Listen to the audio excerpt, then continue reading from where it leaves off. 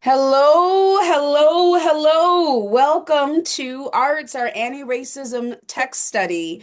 I'm so glad that you are joining us, whether you are here live or you are watching the recording. It's so good when I go back and I look at YouTube and I see the Dr. Aimée, I don't know if you know this, but every once in a while I'm just curious. I go look at the views and I'm just so glad the numbers are growing. People are checking out the videos. And so I'm so glad that you have chosen to be a part of our community. My name is Reverend Dr. Starr Brown, and I'm the pastor of the Stable. The Stable is an online congregation that focuses on decolonizing Jesus, liberating ourselves and the world. Really, really glad to be doing this work, this weekly arts anti-racism text study with my sister in justice, Reverend Dr. Aimée Appell. And we rotate back and forth. One of us, every week, one of us does the focuses on the gospel text, decolonizing and focusing on that, and the other one lifts up the supportive text. And then we swap, and we refer to the Revised Common Lectionary. They tend to hover around the New Revised Standard Version, the updated edition. Sometimes we stay there, sometimes we don't, right? Which is all super good, right? Which is all really great. Before Pastor Aimée starts us off and opens us with a word of prayer, I'm going to share my screen here. I'm gonna switch this over. Here's the stable, and just make a plug here, a quick plug for this series that starts on Thursday evening from 7 to 8:30 Central Standard Time. Jesus and Esther. Roadmap to Justice. So, together we're looking at how God empowered an institutionally disempowered woman to liberate her people. And I really do believe I have studied Esther, also known as Hadassah, which we'll be talking about for a couple of years. And her story really does provide a roadmap toward Jesus's clarion call for collective liberation. There's the QR code to scan. You can also go to my website, giastarbrown.com, find the stable page. And there is also not only the QR code, but the direct link to register for the series if you'd like to do that. It is a 4-week series, but as I always say, I'm all about access. So if you want to come and you say, but I can't be there for every single week, it's okay because I do the same thing that I do with arts. I upload the recording, so you are not missing a thing. Don't let that hinder you. Don't let the cost hinder you because it is give what you can, right? So there's no hindrances, no obstacles to Jesus. That's one of the ways we are decolonizing, that we are working to decolonize the church, is that we're not putting money as a gateway to God. So, with that being said, I am going to stop sharing so that Pastor Aimée can guide us in a word of prayer, or open us in a centering prayer, and then we'll get moving. Yeah. Hi, everyone. So I'm moving slow today because I spat my neck spasmed yesterday, and so I'm like just barely, like kind of So I'm sitting back here. I've got the dog on my lap. And I have this book. This is another one of Kate Bowler's books called Good Enough. I hope you guys can see that. Mm. And this one just really hit me this morning. It's called A Blessing for the Body. Blessed is the body that offers soft hugs on hard days, whose curves fit our pets and our kids and our partners. Mm. Hands hold another alongside hospital beds and in nursing homes and at the altar and on the first day of school, whose breasts nurse and legs run to chase littles, and whose toes balance us on the earth, whose wrinkles tell stories of laughs and tears and worries. Blessed are these imperfect, fragile bodies. this flesh and bone, these cells that sometimes duplicate for no reason whatsoever, this skin that is stitched together with scars and stretch marks and fine lines. Mm. Blessed is the body because it is a home, not just for us, but for those who love us. And sometimes you just need to stand in front of the mirror and take off all your clothes and remember that this body, your body, is God's home address. Amen. Amen. Isn't that Your beautiful? your body Mm-hmm. is God's home address. Isn't that something? I just love that. I just needed to, right? You just need to hear that for a moment. Just need to hear that for a moment. My word, my word. How is everybody doing? I hope that you're doing well. I hope that you are faring well. I want to invite us just to take a moment to just to kind of sit and do a scan, a quick scan of your body. Take a scan. Starting up here at the top. Here I come on. These are I've been taking Tai Chi. So these are our Tai Chi warm-ups as you start with your hands up here, right? And then you scan all the way down. And then we're going to do our periphery. If you've been sticking with us, we're going to do our periphery. Let's start up here though. And let's just scan our body. Just pay attention to just pay attention to as you're scanning, let your hands move down, even if it's just in your mind, where you feel tension, where there's anxiety, where there's pain. Scan all the way from your head down to the soles of your feet.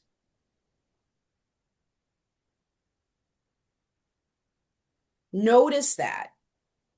Notice what your body is telling you in this moment. Just honoring it. And then let's do our periphery, right? We're putting our hands out, recognizing these are all the distractions, right? Think about all the things. What are these distractions that are hovering over you right now? What are the to-do lists, the tasks, the emails you have to respond to, right? The homework the kids need you to check, the dinner that needs to be made, da da da da da da da da da. And all of those things, we're going to carefully set those down where they are in the periphery so we can focus on God. We're going to trust that God can hold all of those things, right? Just want to trust that God can hold all of those things. I am really, really glad to be back from vacation. I don't even know if I like the word vacation. I feel like I want to call it rest because we talked about rest. You know what I mean? And so I don't, vacation is like rest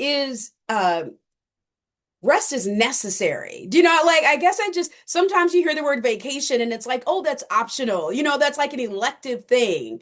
So I don't want to use the word vacation. It just doesn't sit well with me. This is rest. So I'm back from my rest space, my time away, my Sabbath space. I Um, want to, can I tell you something that please. I thought of? Yes, please. Because I preached on Sunday very much what I talked about last week, Oh, um, okay. including talking my congregation through, a moment of rest and like scanning our bodies, like what we just did, and Hmm. during the sermon. But one of the things I realized that I didn't talk about last week was the definition of rest. Not like, and one of the things that Tricia Hersey says so clearly is we are not resting so that we can fill our cup to go help somebody else. Oh, That's not what rest is. That uh-oh. that's part of grind culture. We Uh-oh.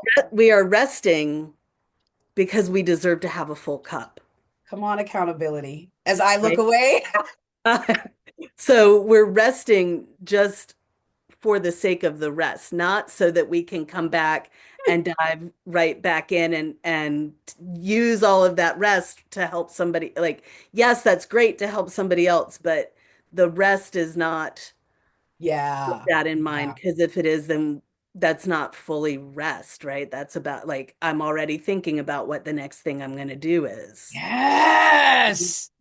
See, right? That's the hard part. I I know. feel like that needs to be a t-shirt, right? Yes. Does need to Yeah. be like rest is not about going back into the thing, Yes. right? Like Yes. we need to pretty soon. Or this quote that Cole Arthur Riley pulled from Trisha Hersey. Oh, I don't want a seat at the table of the oppressor. I want a blanket and a pillow down by the ocean. I want to rest. Yeah.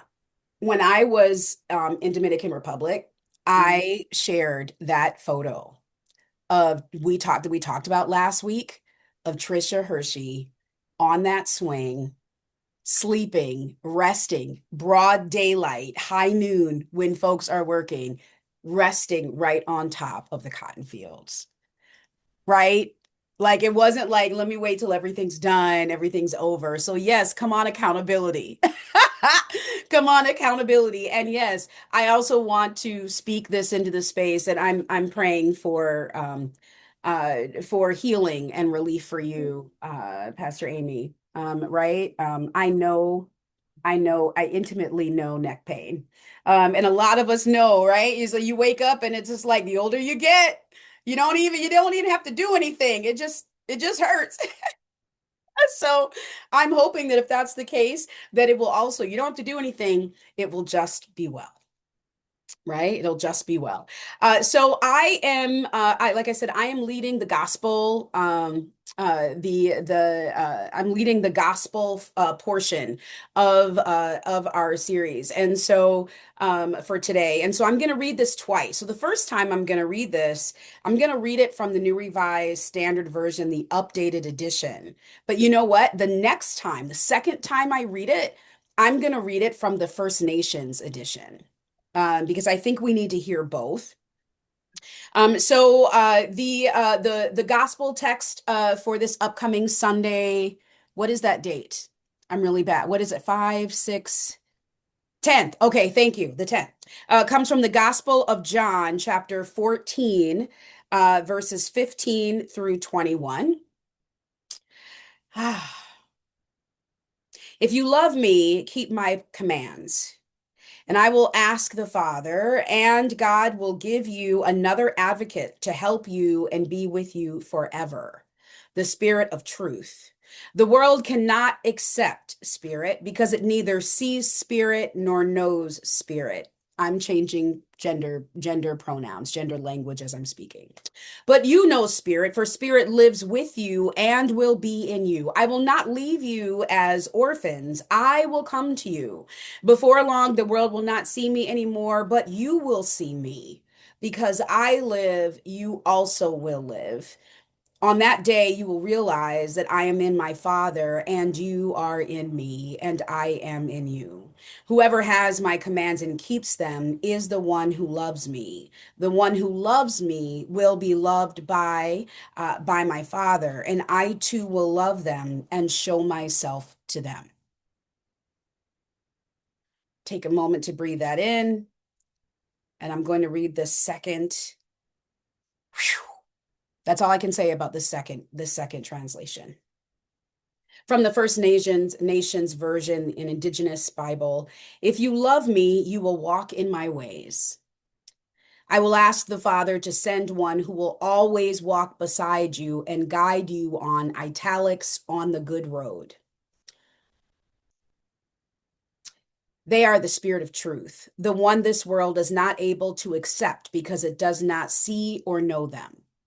But you know them, for they are with you now and will soon be in you. I will not leave you like a child with no parents. I will come back to you.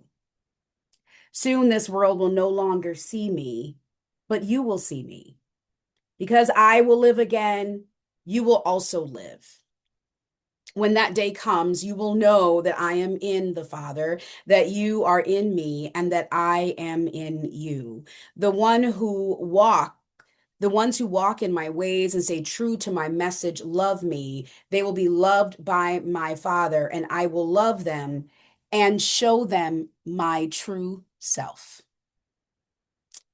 This is the blessed word of God for us, the hearers, the doers, the triers, the maybeers, the hopers, the I don't knowers. We are the beloved people of God, and we give thanks to God. Amen. There's a lot here, right? One of the things I shared with Pastor Aimée, we always have like a quick mini text, session. And I was saying the way that I heard this as I studied this, is a love letter to us. This is a passage that we have heard. I don't know about you, but I have grown up hearing this over again and again and again. And yet, my takeaways have typically been, if you love me, keep my commandments, right? And it has just kind of stayed in that commandment space, that commandment language. But there's more here. And I want to talk about it. Okay, so I'm going to share my screen here. Do again. Thank you, Esther. So let's just kind of start here from the beginning, and just there a few touch points that that I think are really important that I want to chat about here. So one of the first things we're looking at here is, if you will love me, you will keep my commandments, right? And do you see this here?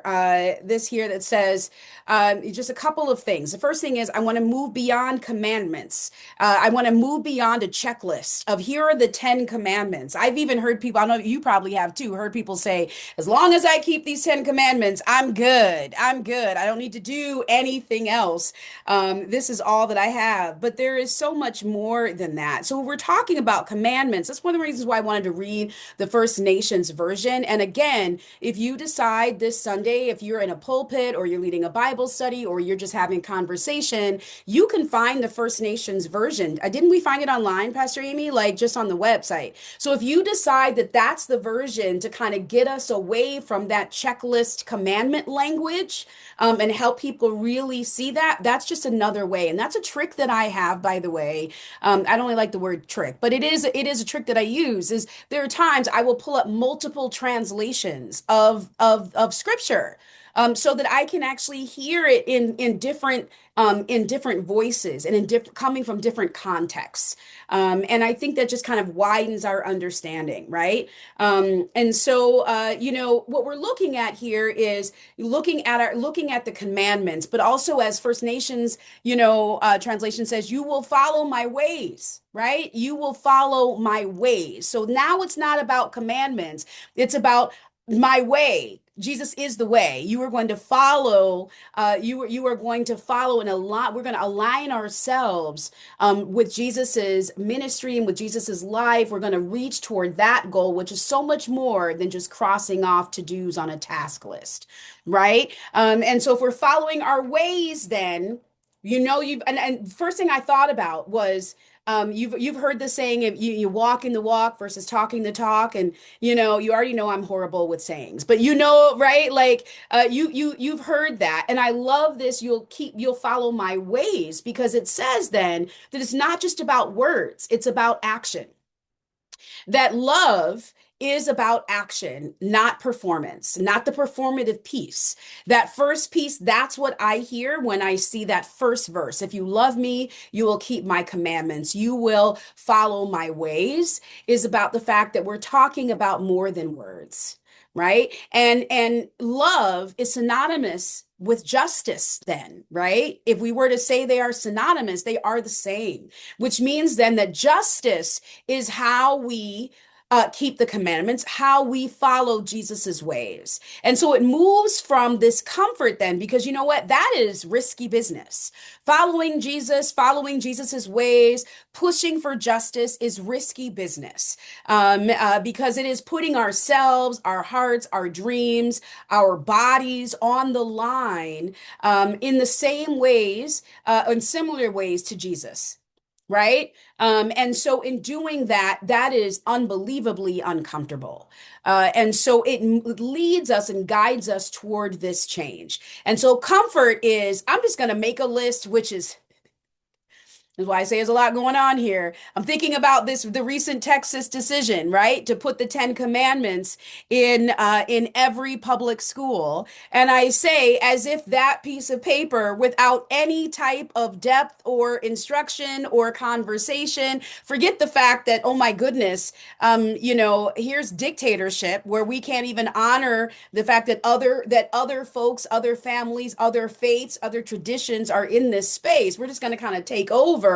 But in addition to that, it's just flat. That theology then is just as flat as that poster that's on the wall. If we just put it up there, then we lead people to think that all it is just crossing off, doing this checklist. So right here, the first thing I hear is that love requires action, not performance. And so if we're following Jesus's ways, one of the things I say, I tell you, it's like a love letter. Because if we're following Jesus's ways, Jesus loves us beyond performance.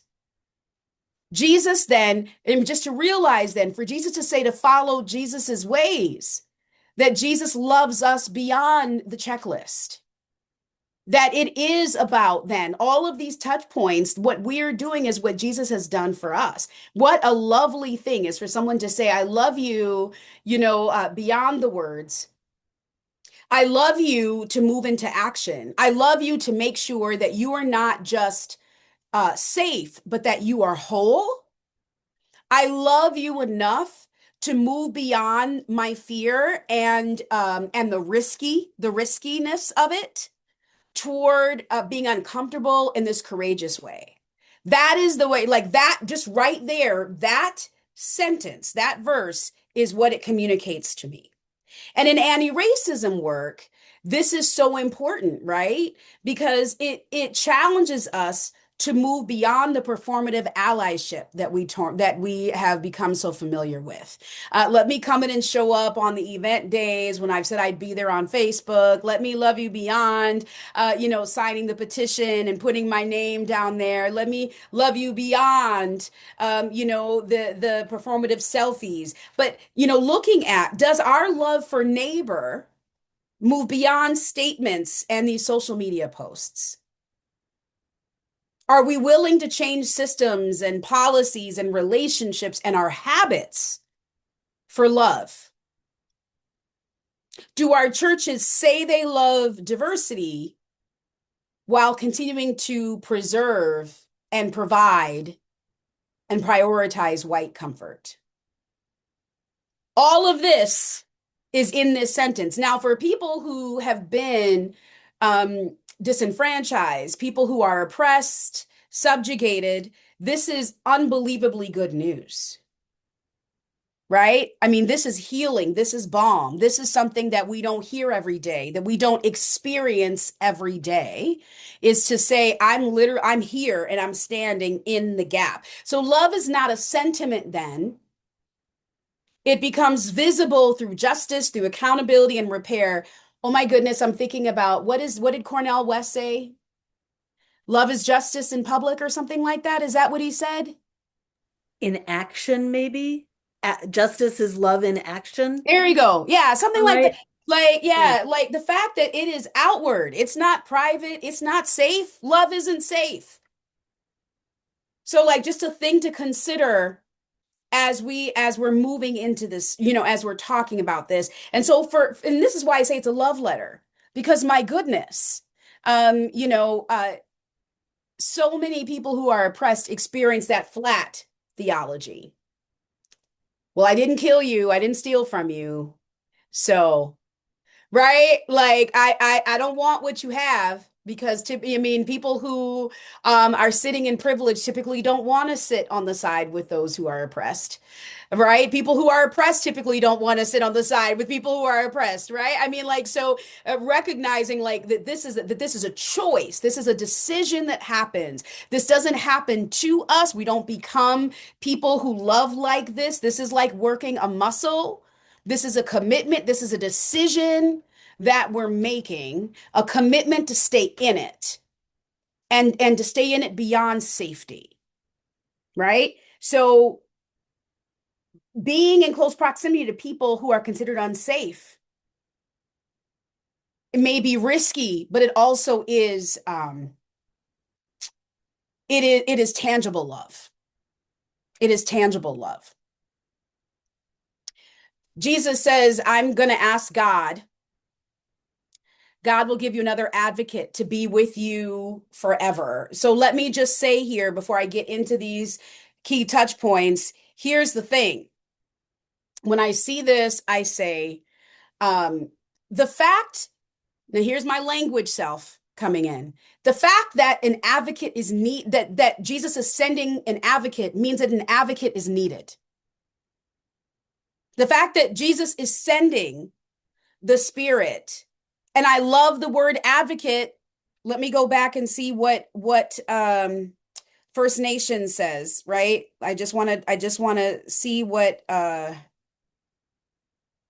oh, and I lost my page and I don't want to look too far for it because we're in the middle of a thing. Um, but Jesus is, oh, here we are, right here. Okay, hold on. I just want to see, is that the same Spirit of truth? Da, da, da, da, da, da, da, da, da, da, da. Okay, so Spirit of truth. So I love this word advocate, advocate. I'm going to stand in the gap. I'm going to use my privilege, my power, my body, my presence, right? My faith, and I'm going to advocate. So the fact that Jesus is sending an advocate means that an advocate is needed. And if we are standing in that gap, if we are saying then that we are going to move toward this goal of living and loving like Jesus, then that is important to name. So when people say things like, "Oh, they just need to," people who are unhoused, just get up and get a job, just get up and do the thing, just get up and recognize the fact that Jesus is sending. Jesus doesn't. I mean, while Jesus may have an abundance, why would Jesus send us something that we don't need? So the fact that it's being sent here means that it is necessary and not necessary for one moment, not necessary for one struggle, not necessary, for one issue, for one cause, forever, to be with you forever. That it will never stop. I'm always going to be here. Oh my goodness, is that good news for people who need an advocate? Because I will tell you, which is why I said there's a lot here, and this is a love letter, particularly for people who are marginalized and oppressed, is I remember being on financial assistance, right? To be able to take care of my children for 7 years, okay, from 2008 to 2015.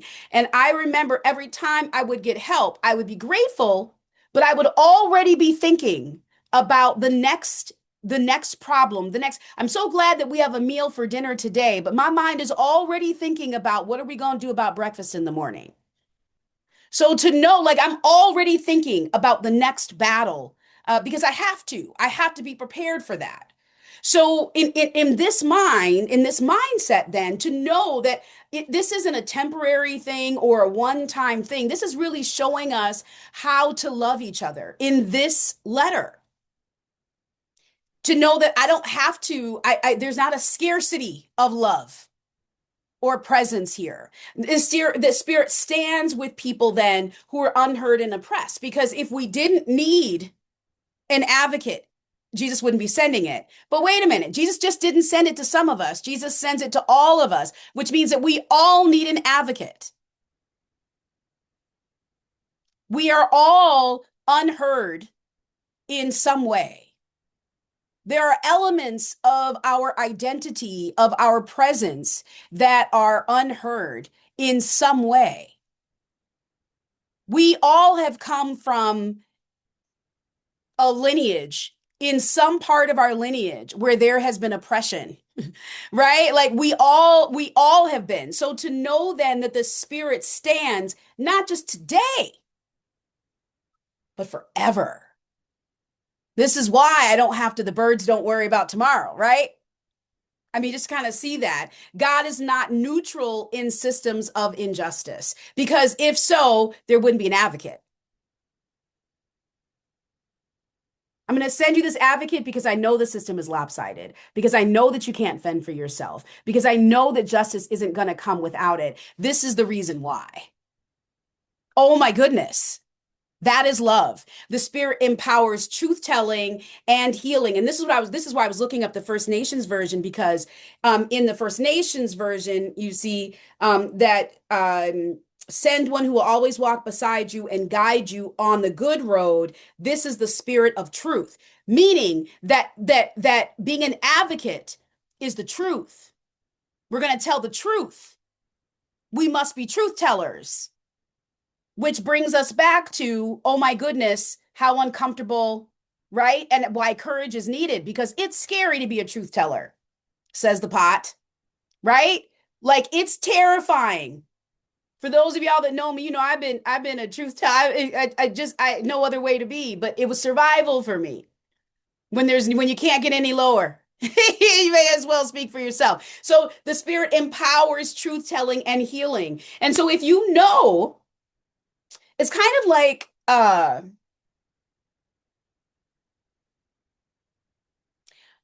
it's kind of like being in the middle of hearing that a hurricane is coming, taking precautions, right? Some people are taking all types of precautions, but there are some people that recognize that their houses are built in a way or constructed in a way where there's safety, where they are safe. So yes, they are aware that they're in the middle of a storm, but they also are aware that they're protected, that there is the shelter in the middle of this storm. I don't have to worry about what's happening out there because there is this shelter. And so here is where we are, where there is a spirit. So we have to name the fact that people who are marginalized need advocacy, not just today, not just for the issue, forever, forever. Let me go back. I just want to circle healing. The spirit isn't just going to do this and do this thing and blow up all the things, like advocate and do all the things and then leave us with our wounds. But the spirit is also going to empower healing. We're going to make you whole. I don't know about you. I'm going to tell you the truth. While I did get help, financial, state assistance, it's never made me whole, right? It gets me through, but it doesn't make me whole. So like here is a goal that's here. There are so many lopsided dysfunctional relationships where they're only working when someone is in need. You know those types of dysfunctional relationships where, right? Like as long as you're in need, we're good. But the minute you become stronger, the minute you get healthier, oh my goodness, right? That's right, Elizabeth. Then they're gone. But look at this. Like the spirit is empowering, meaning that the spirit has the power to do the things that we're hearing about. Look at this next verse. This is the spirit of truth, whom the world cannot receive because it neither sees them nor knows them. You know them because they abide with you and they will be in you. You know them because they abide with you and they will be in you. Now, systems built on dominance often resist truth. Think about what's happening right now in the United States and all of these things. All right?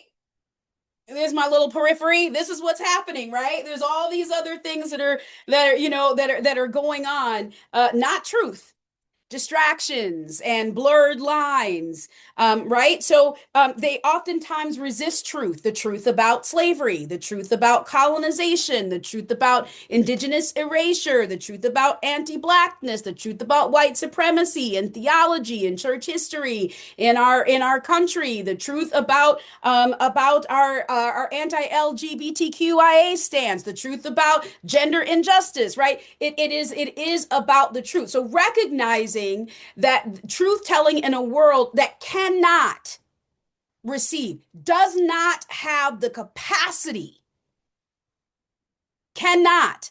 This is, you see, it didn't say will not receive. The world cannot receive because they are distant. They neither see nor know this spirit. That tells me that that is not going to change. That right there tells me that that's not going to change. That this lopsided, this, the banned books, it's always going to be something, right? I'm acutely aware as I'm preparing for this Esther series. I'm acutely aware. Like I'm doing the study, and I'm just like, even the story of Esther starts even 500 years before the story of Esther, right? Kind of building up on this. I'm like, people have been fighting for life forever, and I believe that will continue because this is a living word. So while we are continuing to march toward Zion, as we're continuing to march toward that, to recognize that this is going to continue to be the issue. And this is the reason why I'm so glad forever. Because if I didn't need it forever, it wouldn't be here. But it's here because we're going to need it forever. And so while that may be a sobering thought, the second sentence, the B part of the verse, and when a verse is long, I always, A is the first part of the verse, B is the second part of the verse. So this would be B. You know the Spirit because the Spirit abides with you. The Spirit will be in you. Listen, it's going to be a hurricane. It's going to be a hurricane. So hard truths challenge these unjust systems. Receiving truth, naming the thing, over protecting our comfort, because that leads to repentance and repair and liberation. That is what this is. But recognizing, then we've got to change our language. We're living in a world that cannot receive truth. So I just want you to think for a moment then about what truths your community has resisted, because those truths threaten power. Where in your world periphery does comfort compete with conviction?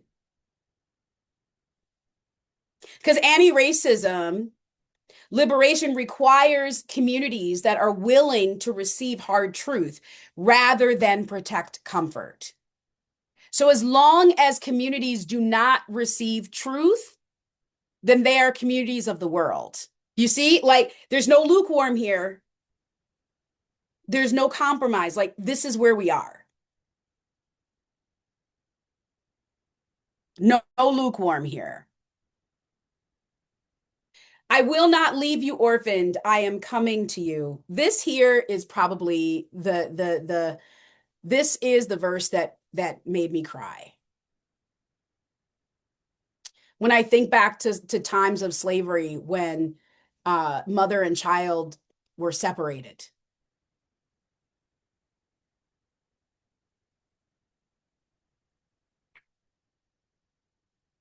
When I think about my granddaughter turned 1 yesterday, y'all. Yes, I have pictures. Don't ask because I have too many. I came home in time to hug, to squeeze her before she went to bed.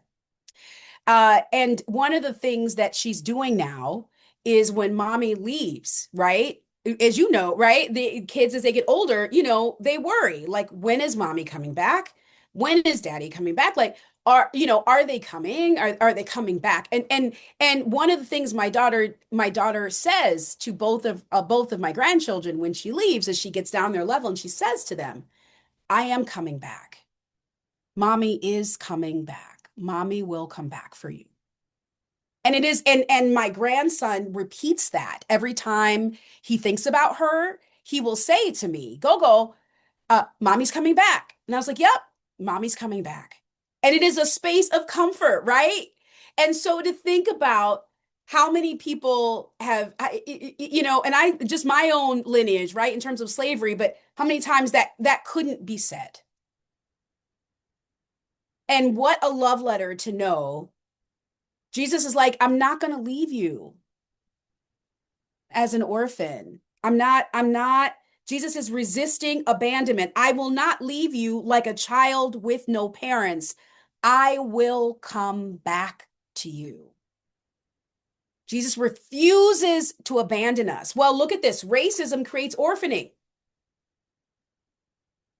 Racism divides the family, right? We are a beloved family. Racism divides that. And so we have a choice, right? So here it is from this kind of social abandonment here for communities who have been harmed by racism. This is a deep, well, all communities are harmed by racism. This is like a deeply pastoral piece because you think about what that abandonment means, like exclusion from leadership, right? Cultural erasure, theological invisibility. We hear stories all the time about people who have felt that church harm or spiritual abandonment, who feel like they are all alone. This here, this is a verse that many, like when you think about people that are really on the edge. This is such a comforting verse here. And to think about that for us, even if we're not, if we don't, if you are someone who doesn't identify as someone who is part of an oppressed community, you know what it feels like to lose a parental figure. You know what it feels like to lose someone you love, to feel in some way we have all felt separated, abandoned in something that we have done. And look at this. Jesus is like, I'm with you, speaking right to the heart. Now, why would that be in the text if it wasn't an important affirmation? And why would it be an important affirmation unless it was something that needed to be affirmed? And why would it need to be affirmed unless this was truly something that is happening? Right? Jesus isn't just saying something. Jesus isn't here talking about Mars. You know what I mean? Like Jesus is talking about these things here. And so to think about then, like communities that are focused on liberation, then they intentionally create belonging for those historically pushed to the margins. Growing up as an African American, I grew up hearing you don't belong here. I remember going in 2017 for a gender justice experience in Ghana with the ELCA, and I was so excited because I thought I had heard all my life go back to Africa, and I thought I'm going to go and I'm going to see my people, and only to go there and be told, oh no, you're not one of us. You're not one of us. You are American, aka white, is what they called me. Right. And I thought, oh my God. So, and this nomadic element of like, where is home? So communities that are focused on liberation then are widening this. And this is why family is so important. So to think about who has been made to feel spiritually parentless or abandoned in the church or in your community. Who has had to survive, not thrive, you heard me say survive, without institutional protection?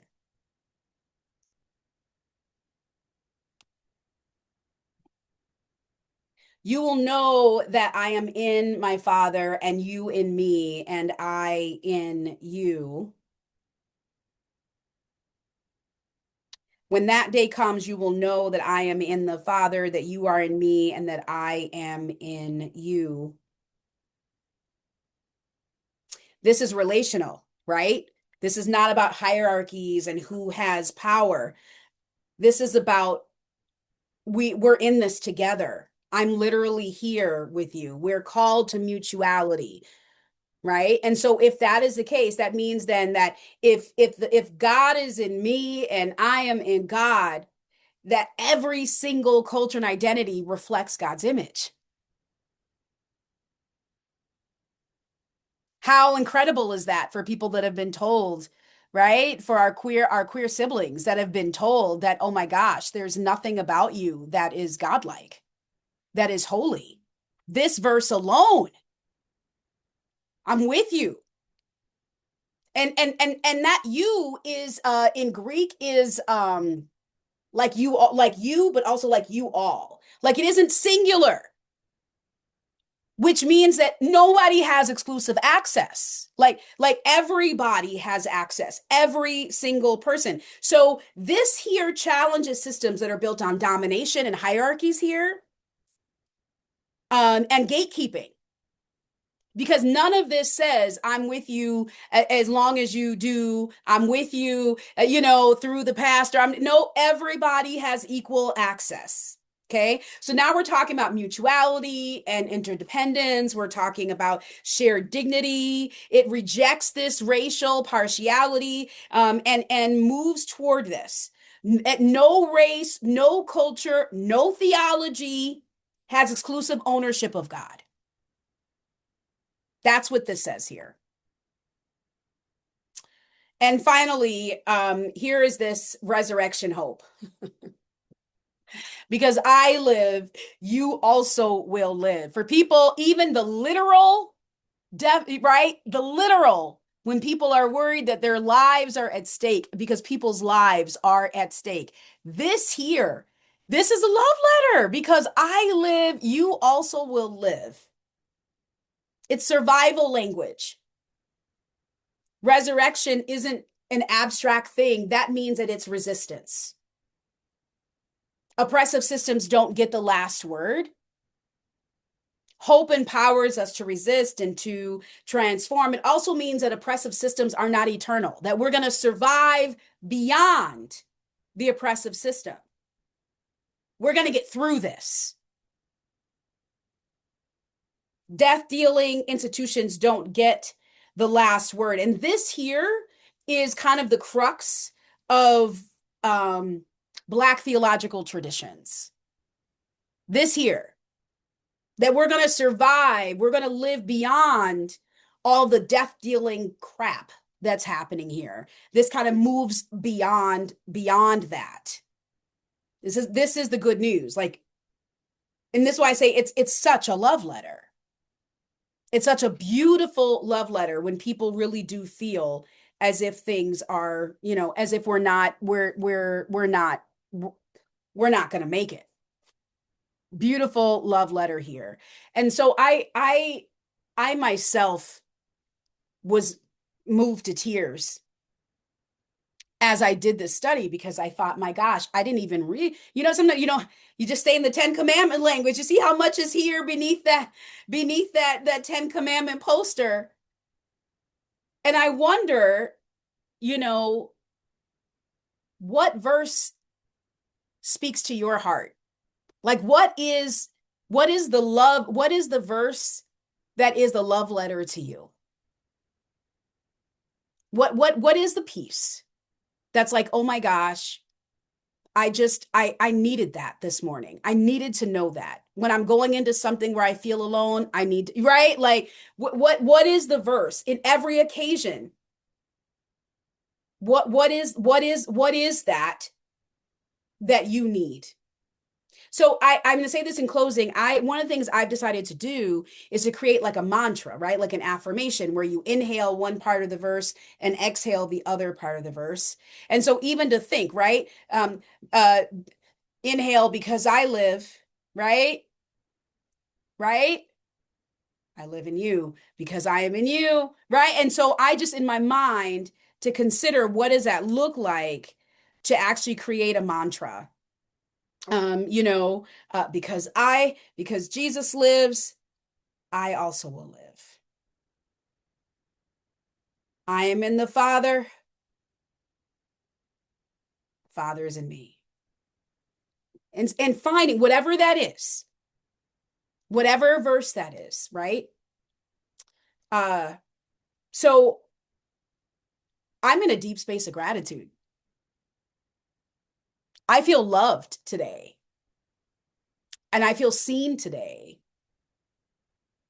to know that even beyond, right? I mean, even beyond that, there's no greater gift. Kids get grown and they get up and they move on, and the worrying doesn't stop, it gets worse, but to know that, oh my goodness, I can worry, but also, oh, the spirit, the advocate is with them too.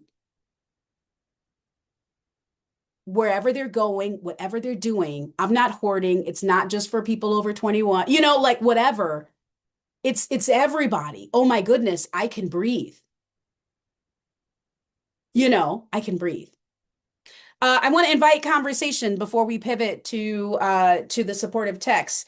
Pastor Aimée, first, what's bubbling up for you in this? It's amazing to me how well this connects with the so when I get into the Acts particularly passage, it's like whoop, right there. But something I want to point out because I didn't go very deep into the like Psalms or certainly not First Peter because First Peter, the whole first half of that chapter is just all about men and women, husbands and what like I just can't. But but the Psalm, what I noticed in the Psalm is that the whole psalm has this like parallel between what God does for individuals and what God does for communities. And our lectionary cut out all the community part and just left the individual part, just to feed into that hyper individualism that says that it's just about me and God. And the the love letter, when we think of a love letter, like a lot of times we think of me and the one writing, the beloved. Hmm. But this is a love letter to each of us and to all of us as a community, not just that each of us would be well, but that we would live in well spaces, in whole spaces, right? And it's something that has come up for me over and over again as I've been doing this, the work that we are doing in my congregation with the Weather Relief Center for the homeless in our community. Um, that all the pushback that we get from our neighbors who say we don't want to see, I still regularly get texts at random times from the guy who lives next door to the church. Anytime he sees a homeless person on the church property, he takes a photo, Mm. un right, like he doesn't have permission to take photos of anybody. But he takes a photo of them and texts it to me and says, looks like they're back, with some snarky something, right? And it was pointed out to me by a pastor doing this work over in Illinois who came to give us some advice. He said, our goal is not just to save these people, like that's our immediate mission. Keep these people from dying on the streets in the cold, right? But the actual work that we're doing is building whole, healthy communities. And that attitude, that snarky, let me take a photo of somebody who doesn't want to have their photo taken at one of the worst moments of their life as they're trying to get help, Dang. that's not a healthy whole attitude, right? Like Yeah. that is not a well Disgusting. community. Yeah. So our work is as much for him as it Mhm. is for the unhoused person who is coming to Yeah. borrow the electricity from our building so he can charge his phone. Like so Right. that's what like comes up from for me is like the focus, like my focus in doing this is on the unhoused person, right? And on justice for that person. But I think that God's focus is so much bigger than that. Yeah. And what Yeah. God wants is for all of us to be well. Yeah.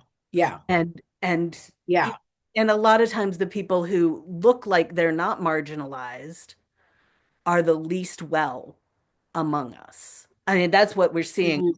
in our culture right now, right? Like the people in the halls of power right now are not well. No. They are Yeah. deeply, Yeah. deeply Yeah. unwell people. Yeah. And Hmm. and Hmm. it's not, I'm in no way to say that we shouldn't be working to help the marginalized, but just to recognize that our work is not just to keep somebody from starvation or to keep somebody from freezing. Our work really is kingdom work, right? And Yeah. that God wants more than just the unwell to be well. I actually think that is supporting the marginalized though, right? Like Yes, yes, yes, if you absolutely. are going and Yeah, holding the guy accountable, you know what I mean? Like, yeah, yeah, go and help with starvation. And some of us are called to do that. But being an advocate is that, and some people feel called. Like Pastor Amy, you and I both have a good friend of ours, Sherry Seifert, who openly says, like, I'm called to come and to corral my people, to yes. educate my people, and hold white folks accountable, and that also supports me. So I also want to, Yes. I just want to kind of name that too, that is still, that's not even two sides of the same coin. That is the same side of the It coin. is all the Yeah, same work. it's all the same work. Yeah. Like Yeah. I remember in seminary, I was at Luther Seminary and there were I remember talking with somebody who was serving a very wealthy congregation in the suburbs. And like they came and talked with our class, and part of the conversation was like, we do a lot of talking about rural ministry and we do a lot of talking about inner city ministry but what about those people that are in the suburbs who are just kind of, they're not in any margins. Like how do we preach to those folks who are so comfortable and like they're and in a lot of ways they're the ones who really need to be liberated from that comfort in some way, right? Because that comfort makes you complacent and Yep. makes you Yep. it Yep. makes you unwell, Yep. a way that Yep. that puts blinders down. Yeah. Yeah. Yeah. Yeah. So good. So good. Elizabeth, I see that you also unmuted. Do you have something that you wanted to dive into the conversation with? I was just going to say I have confirmation this this Sunday.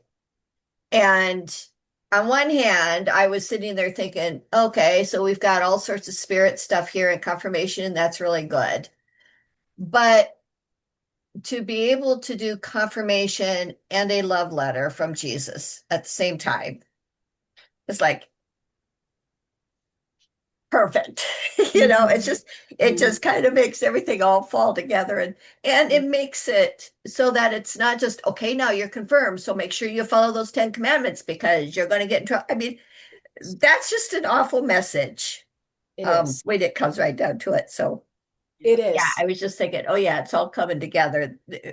What if and for Mother's Day, which is not easy for many women, um hard day for a lot of people in the pews. Yes. And we do And a for disservice so often by not recognizing that. Yeah. Not just women who have not been mothers in the way that they might have wished to be, Right, but also for children who didn't have the mothers that they longed for right, and deserved. right. And Yes. and while I've got a really good Yeah. litany for that, that recognizes all of those non-typical mother moments. Um, Yeah.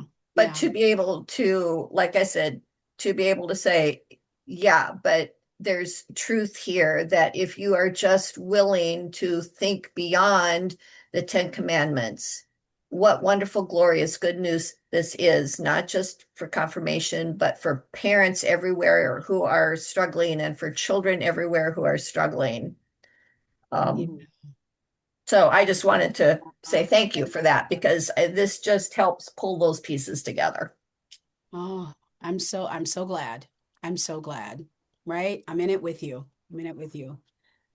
All Yeah. right. Let's see what Well, the let spirit me, has done because you already, every yeah, time, she aligns us so well.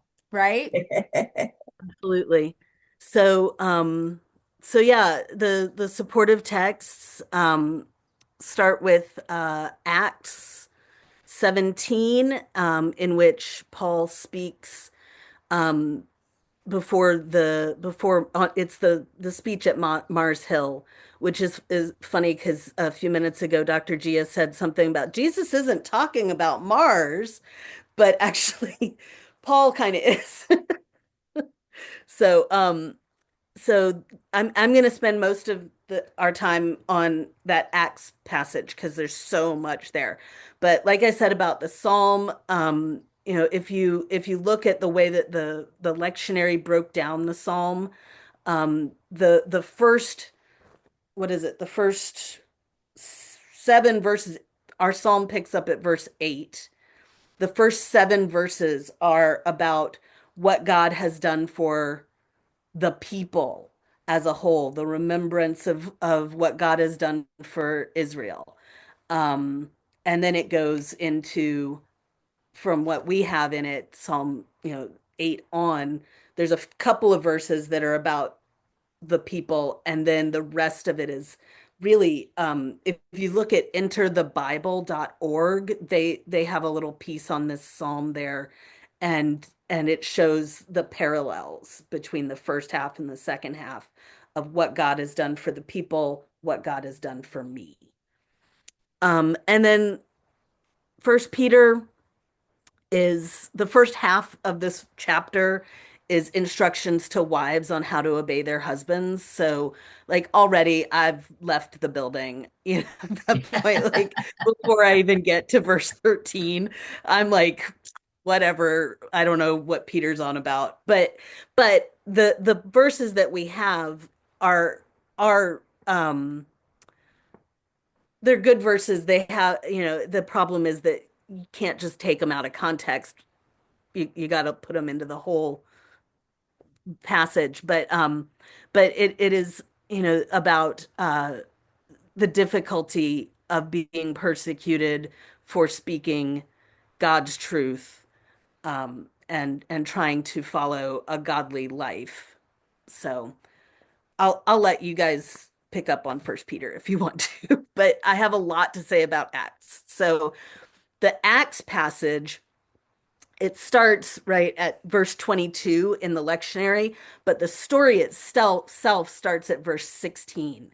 And Paul is in Athens, this city that's full of idols, and he's hanging out. He's arguing in the marketplace.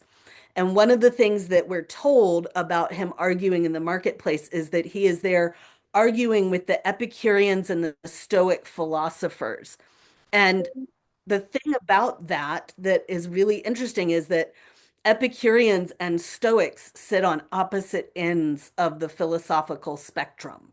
Like there's lots and lots of different philosophies that came out of the Greek world and that continued to grow into the Roman era, But the Epicureans and the Stoics were kind of the two opposite ends. So the Stoics were, and we know that word Stoic, the idea that the ultimate achievement of a human is to be a calm, um, even plane where nothing bothers us. It is the opposite of terrasso. I don't know if you remember last week we talked about the waters being stirred up, terrassoed, and that Jesus was stirred up and troubled in spirit. Stoic is the opposite of that. Stoic, right? Like that we let nothing, it's, the stiff upper lip. The British Empire very much inherited that Stoic philosophy. And then Epicurean is the opposite end of that, in the experiencing the wonders that your senses can experience, and really just engaging with your the sensual world. So this is about 400 years after Plato and the golden era of Greek philosophy, and all that's left are Epicureans and Stoics arguing with Paul in the marketplace, because in the decline they have moved to the poles, right? They have polarized.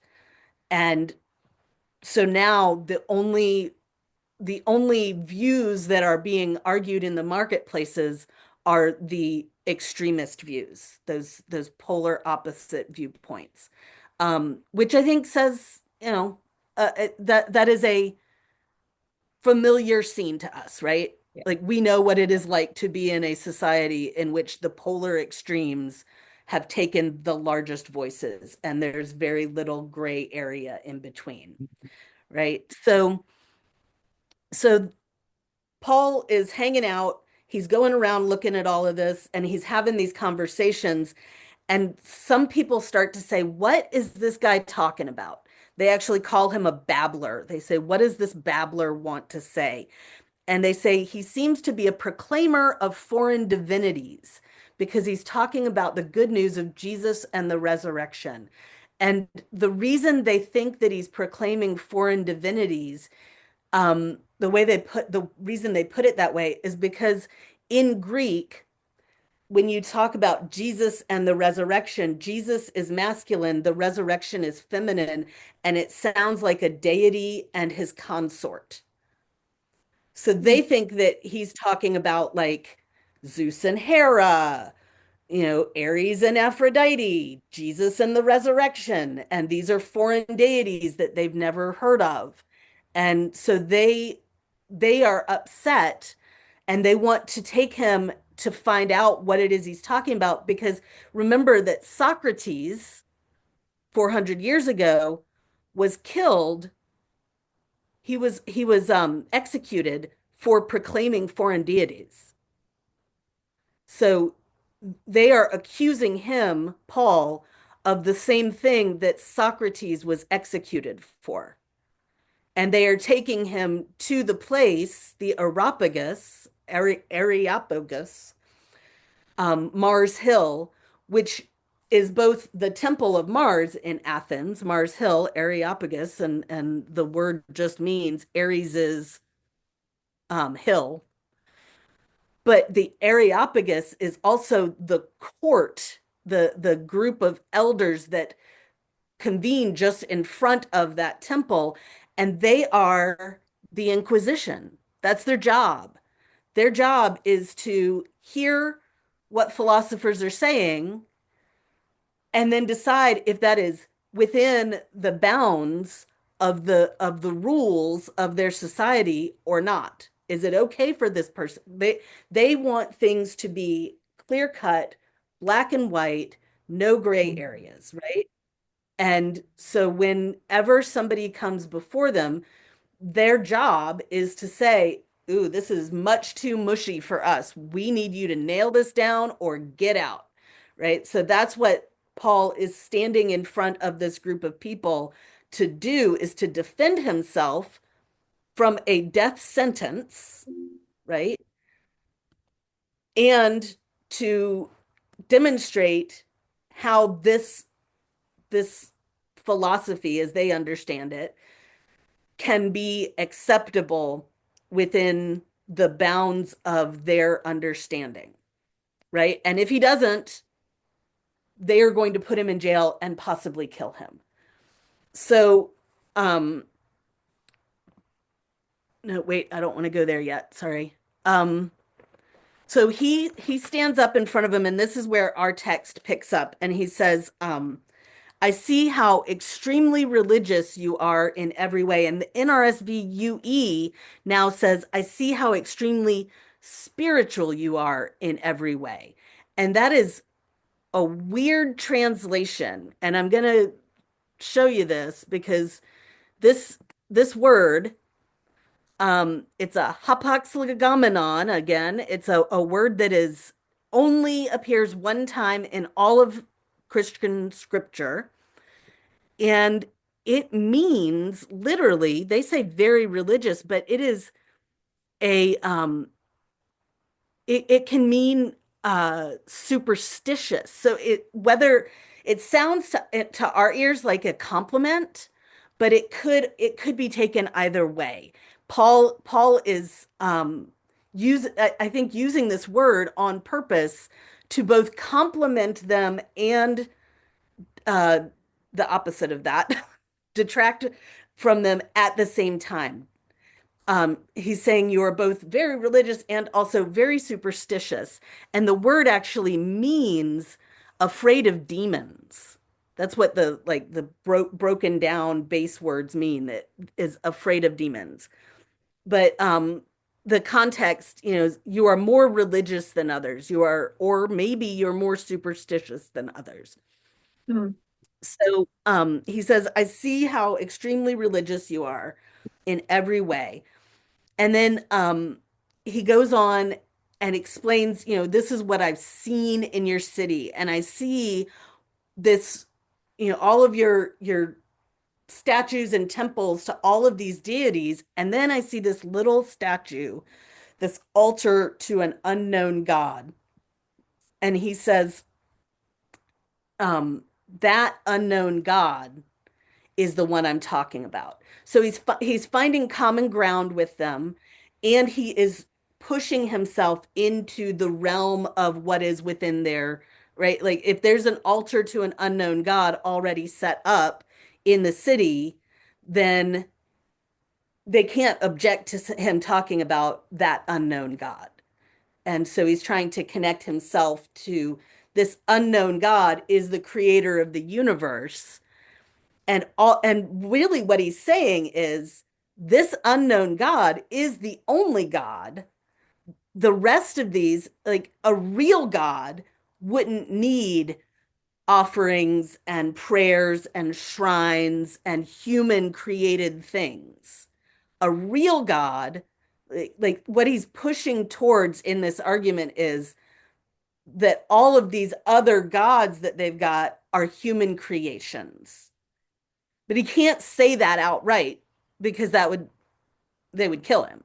So he's hinting at that by saying, you know, this God, this unknown God, that is what I'm proclaiming to you. And all the rest of this is superstition. So he goes on then to say, he talks about this I have this uh I've heard it said, right, about God from your own philosophers. So he quotes these two quotes: in God we live and move and have our being, and we too are God's offspring. Those are deep cuts from the Greek philosophy catalog. So he is demonstrating his bona fides, right? He's showing, I know your philosophy just as well as you do, maybe even better, because I'm quoting your stuff back at you. So you can't say that I don't know what I'm talking about, because I totally do, because here's your stuff quoted back at you. And so what he is saying, really, his point he comes to is that while they are busy trying to make Greece great again, they're trying to recapture the glory days gone by, the days of Plato and Socrates, right? And like they're trying to talk about all of these great philosophies. We were great. We're the ones who gave you all this great philosophy, right? Like God, meanwhile, is doing what God does, which is taking care of this world, showing up, bringing new life, coming into the world to be among us, moving us forward into a new way of being. And so that's where he goes into this, we are God's offspring. We ought not to think that the deity is like gold or silver or stone. That's all human stuff. That's all the imagination of mortals, he calls it. And he says God has overlooked our ignorance in the past, but God is not going to overlook our ignorance forever. So he goes into like what he's basically saying is you guys, you Athenians, you guys are all about the human constructed deities and what we have to do as humans to please those deities. And so he's making the same argument against the Athenians that Jesus is making in in the discourse that chapter 14 against just following the commandments.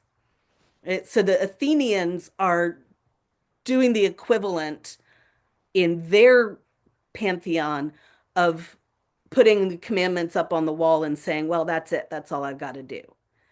They're going and giving their offerings to their gods and paying lip service to in the temple and then not caring for other people, not building community, not doing the work of justice that needs to be done among the people. And so so he in a way, Paul is saying this to the Athenians, but through that conversation, he's saying to us, because we are in the same position as these Athenians, right? We are in decline as a culture. We are no longer the dominant, even more so now, just in this last few years as our position on the world stage has been further and further deteriorated by the actions of our current administration, made us sort of the laughing stock in a lot of places, right? Um, But at the same time, we have expanded our worship of these false idols, the idols of fame, of wealth, of power, those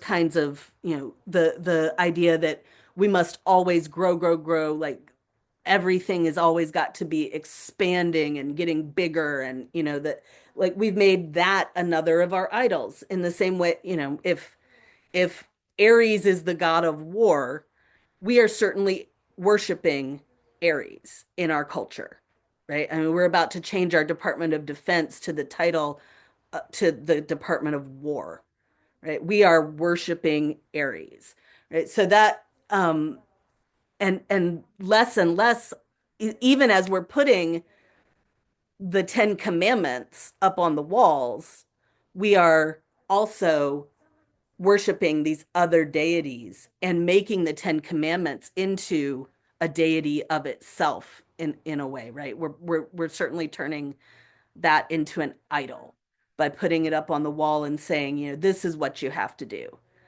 You do those 10 things, you're good. You don't have to do anything more, right? Um, so um trying to look at my notes here.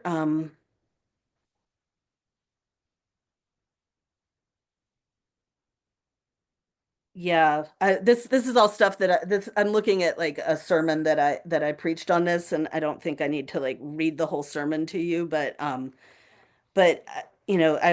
I have this passage, like the Athenians who spent all their time telling and hearing of something new. That's directly from the Acts passage.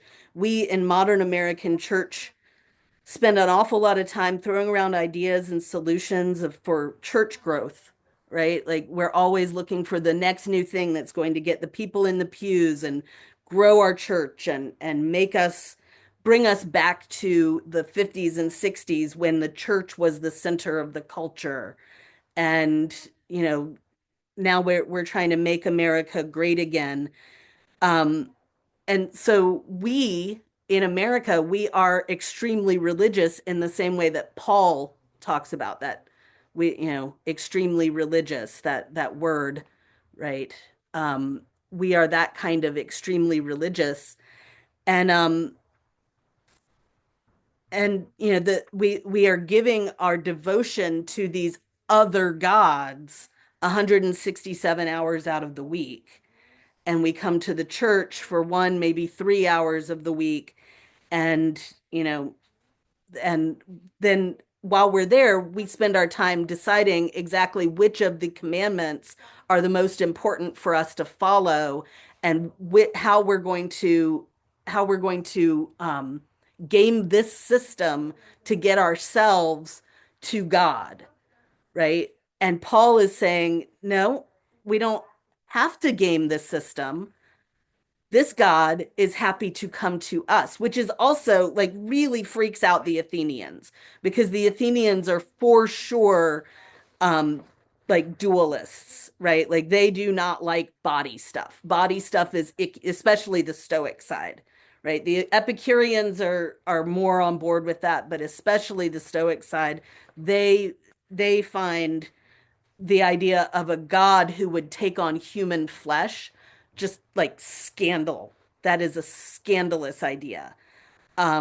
And so they do not they want to see their gods in this very pristine black and white sort of way of the gods are up on Mount Olympus. They might come down here every now and then, but they don't take on human form. They just pop in to mess with us and then they jump out. And this, here is Paul proclaiming this God who is not about the black and white, is very much about the messiness and the gray areas, about getting into the human messiness of even the human messiness of birth.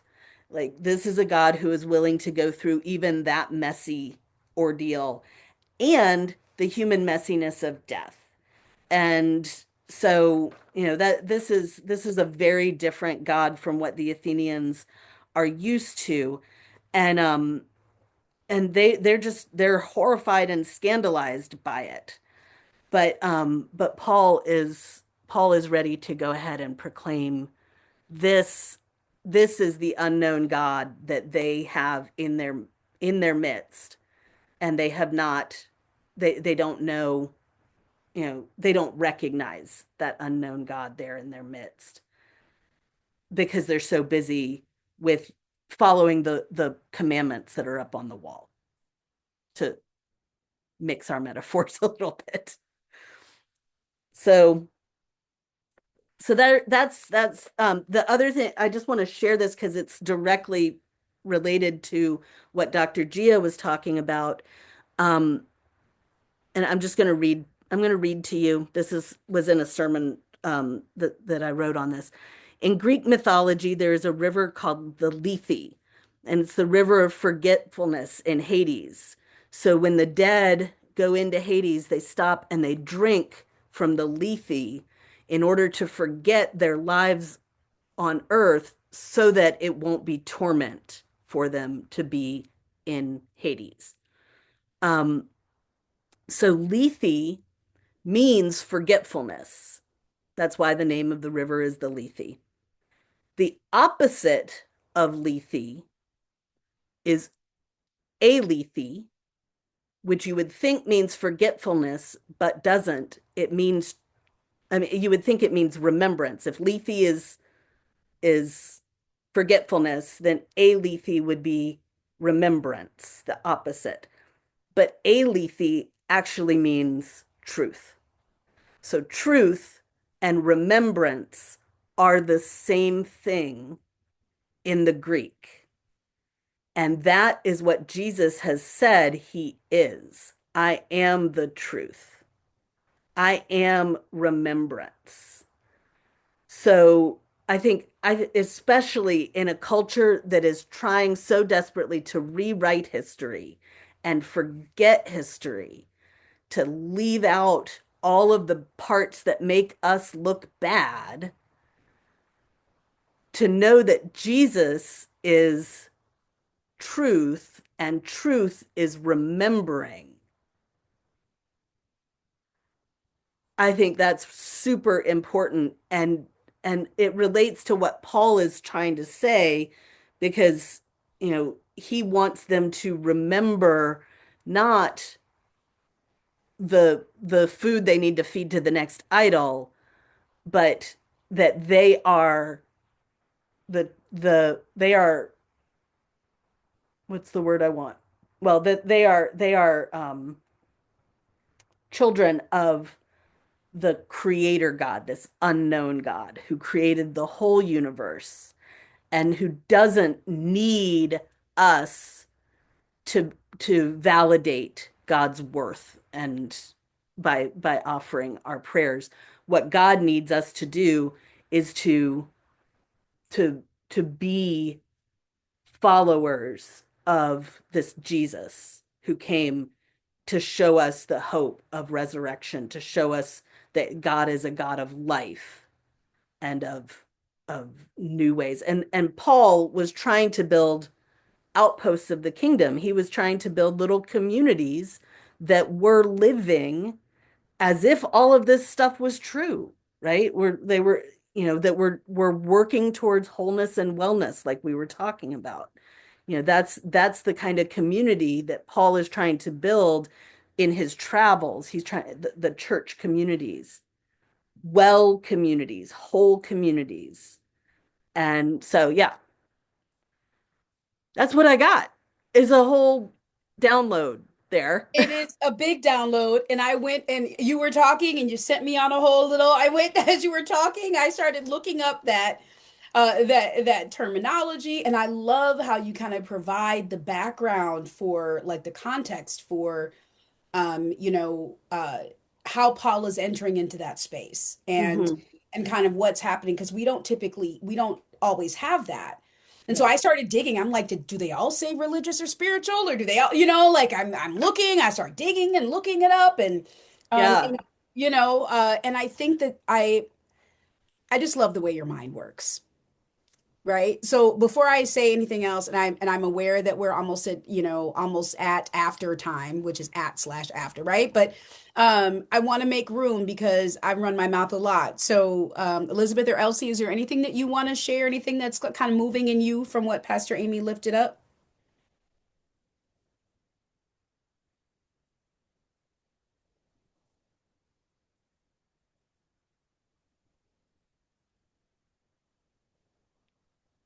All right. Oh, And I Elizabeth. was just going to say, I don't think that I will be preaching on this, but I really like this, like your reference to making Greece great again. I'm I sorry, but it was like, oh my goodness. how And look fantastic is what that? happened to the Greeks, Mhm. How I do that fantastic. every now and then too when I'm looking at like Old Testament texts and I'm like, oh yeah, they're trying to make Israel great again, aren't they? Yes, and they do. And look, and they look, yeah, it just over and over. Hmm. It just lets us know that times are not as different. Hmm. No, Right? Like, right. I mean, I'm sure they had their own MAGA issue.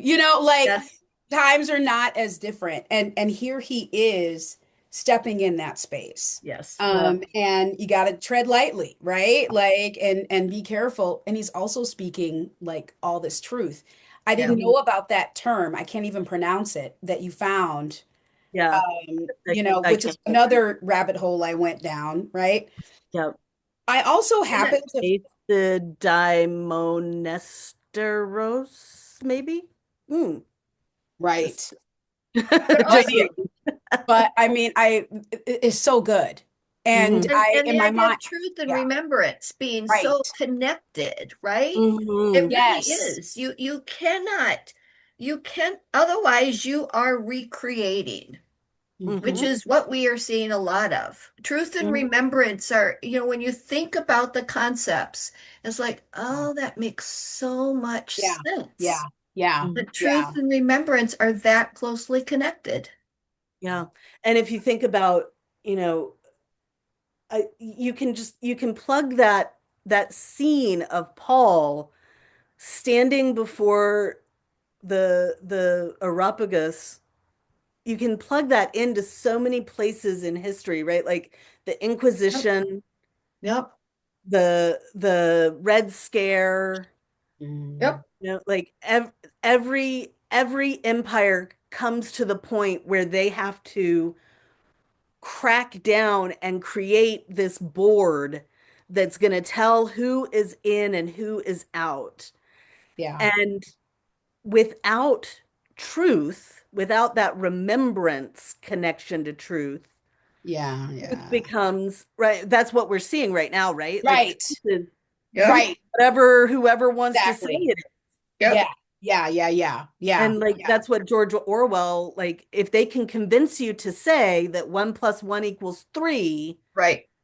right? But if you can remember the truth that one plus one equals two, they cannot take that away from. That's like the one thing. Your yeah, memory is the one thing that they cannot take away from you. And, but so many people are ceding the truth Yep. to whatever is being said and whatever is being shown in that propaganda arena and So happy. there's a for all of you Star Trek fans. Love it. In Next Generation, there is a scene in which Picard is captured by, I don't know, Cardassians or somebody, Yes, and he's the being tortured. the And Borg the is. guy is sitting and not like physically horribly tortured. I mean, he is, but mentally tortured. And his interrogator is trying to convince him that he does not see four lights, but that he sees three lights. Because the minute he can convince him that he sees three lights instead of four, he knows that he has broken Picard, who is the captain of the Enterprise. He's trying to get him to see a different truth, right? Yep. And in the scene, they're fortunate because he's released at the very moment. But when Picard is is back on his ship, is being cared for by his doctor, he says the problem is I was seeing three lights Mm, before you guys got to me. yeah. And mm, And I keep thinking that, how much of that beating over and over and over and over again of trying to convince people that one and one equals three, at what point have they succeeded? And how important is it for us to remember that Mhm. no, there are four lights, that one and one really does equal two, but yet all of this other um, erasure is going on to try to convince us that that's not the case, Yeah. And right? what the thing that makes, like, I don't care if one and one equals three, but I do care that Jesus stands for justice. I Yeah. do care mm, that the gospel mm, is not just about an individual person. Like Yeah, that, yeah, it makes me really mad that they have done that with the gospel, so that so many people now believe that in order for God to come back into this world, we have to bomb Iran. right. We have to destroy the Middle East. We have to, Yep. like, for so many people to believe that that's the only way to get God to come back into this world because Like they we can make so, God come back I into this know. world And anyway. and they've so distorted the gospel message Yes. that God is already loose in this world Hmm. and that we don't have to force God into this world. God's Yeah, here. yeah, Like that's what makes me mad about it. Like the rest of it, like, okay, you can pretend that that's true if yeah, you want, but I don't, I know yeah. it's not. but Yeah. that part, because Yeah. that part is being so corrupted and Yeah. so, yeah. Yeah. Yeah. Yeah. This is so good. And in my mind, I'm thinking, like, look at how interconnected. You're right. Like, as you're thinking, my mind goes in all these places. How, the folks who designed this lectionary Yes. did a good thing this week, right? Like, I mean, they Yeah, it definitely do worked. have some common threads, Yeah. they definitely do have some common threads. And one of them is, oh my goodness, look at all of the, I can only, I mean, I could only, I just envision, um, Paul's knees shaking, right? Right. Like just as he's trying, you have no Uh, idea. this I can image of Paul, right? This image that I had hmm of Paul standing there, like, Yes. Yeah. Terrified. look at his That eyes. Yeah. Look like at Paul's eyes. you know, Yeah. I mean, doing it scared, right? Yep. Uh, but he wouldn't Or be like scared. here. He's like, look, it's right here, guys. Can't you Right. see? Right. Right. I mean, but that's the deal. Hmm. That's the work. That's the deal. Yeah. It is risky business, right? It is. It Mhm. is. Thank you so much Yeah. for the deep dive. I'm gonna you already have something to close us in prayer. I do have a closing prayer. Great. It is a prayer for hope amid despair. Mm. So let's pray. Mm. Oh God, here I am again, hopeless, overwhelmed, angry. The world is so broken. People are so cruel. The vulnerable are once again dying, ignored, oppressed. I want to have hope, but it feels so futile. What good is my hope if nothing seems to change? Mm. God, give me a new heart to love what you love. Give me a new spirit to be faithful as you are faithful. Give me fresh eyes to see how you see. I want to be a person who is not mired in inaction in the face of despair, but who works to realize your vision for the world, who participates in unleashing your kingdom of peace and gentleness and justice and Mm. love. May I be a person marked by bright hope in the midst of the darkest hours. May I be an Easter person. Mm. Ooh. Amen. Amen. Is that Kate Bowler again? It is, it's the same book. Yeah. Yeah, Ooh. Amazing, right? All beautiful. right. Well, let's all commit to staying safe out there. Yep, marked by bright hope. Mm. Yes. I love that. I love that. I love it. Thank you so much. Thanks for being here. Whenever you all are here, whenever you catch it, we'll see you next week. All Take Take right. good care. Bye-bye.